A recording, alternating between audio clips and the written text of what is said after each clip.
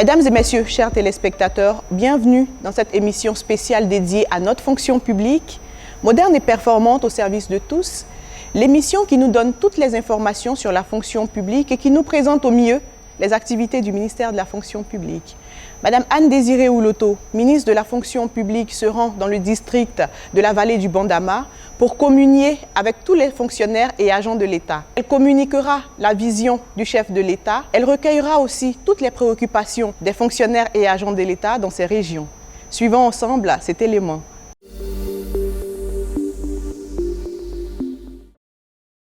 Madame le ministre de la fonction publique est dans la région de la vallée du Bandama à la rencontre des fonctionnaires dans le cadre de la gouvernance de proximité pour présenter la vision du chef de l'État et les réformes et innovations qu'elle-même mène à la tête du département du ministère de la fonction publique depuis avril 2021, mais aussi surtout venir au contact des fonctionnaires pour s'enquérir de leur état d'esprit, des conditions dans lesquelles ils travaillent, de leurs préoccupations, de leurs suggestions aussi.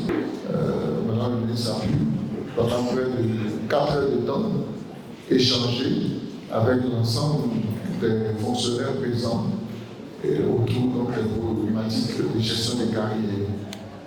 Aujourd'hui, nous sommes à la deuxième journée qui commence par des conférences.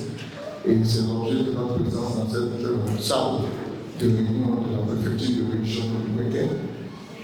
3 communications numéro cette activité.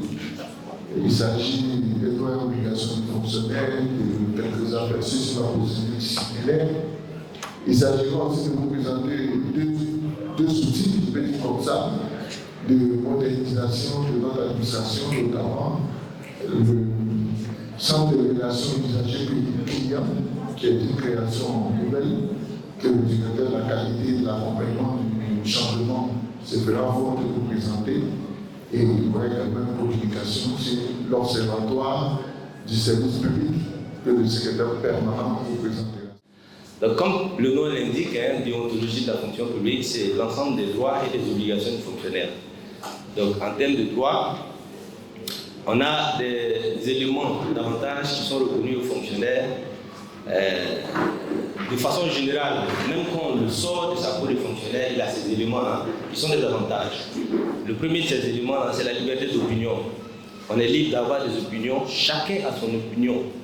Là où le problème se situe, c'est lorsque vous voulez exprimer vos opinions.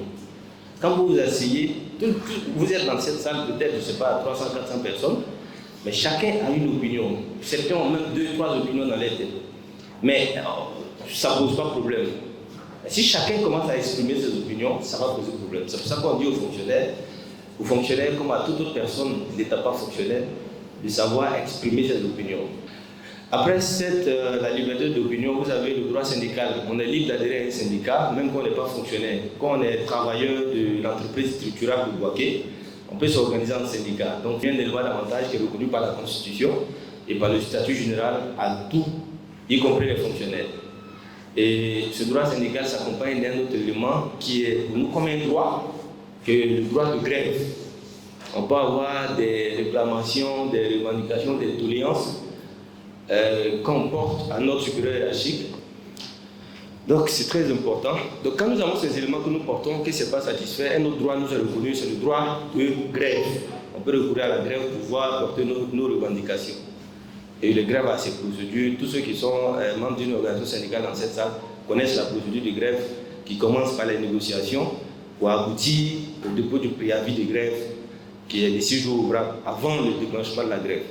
Donc si au cours de la procédure, un élément n'est pas respecté, toute la grève qui est entreprise là, elle est considérée comme illégale et expose ceux qui ont participé à cette grève à des sanctions disciplinaires.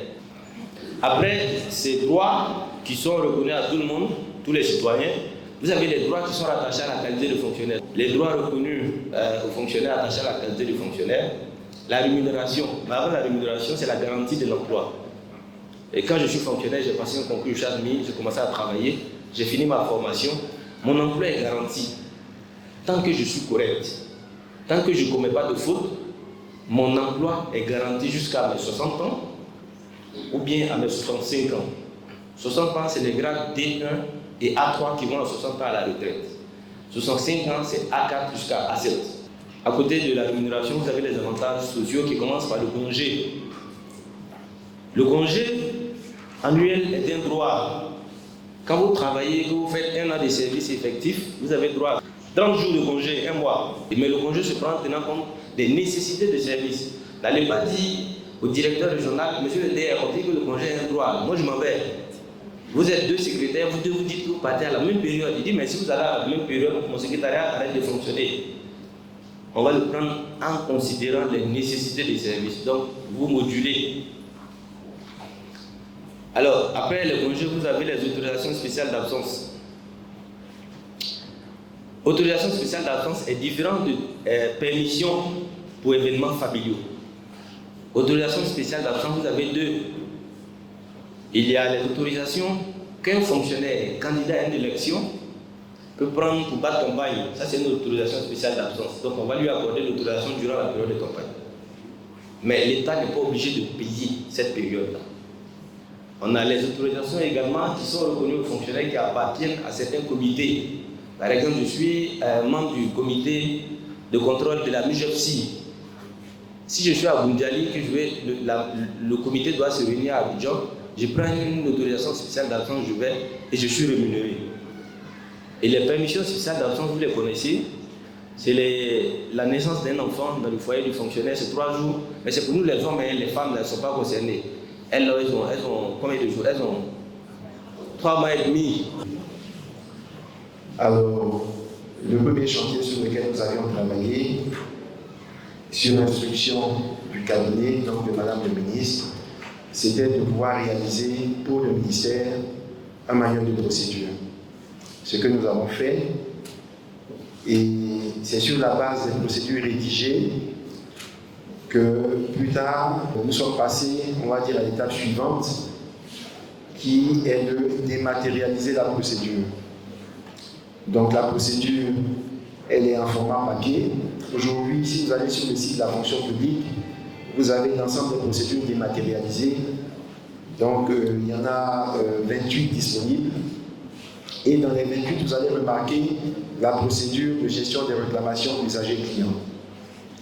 C'est sur la base de la procédure de gestion des réclamations usagers-clients que la réflexion est née de mettre en place un dispositif de gestion de la relation usager-client. Et c'est fort donc de la prise en compte totale de l'usager-client que nous avons initié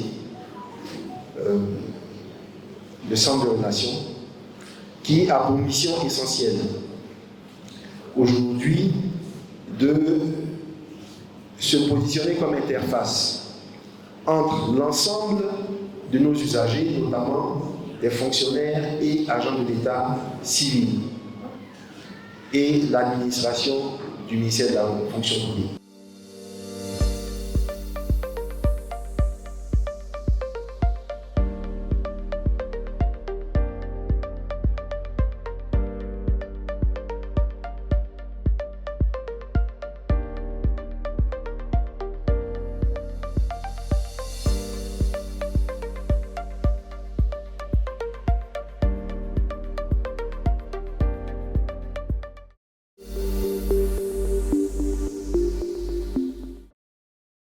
Fin de cette cérémonie, nous espérons que vous avez appris un peu plus sur les activités du ministère de la fonction publique.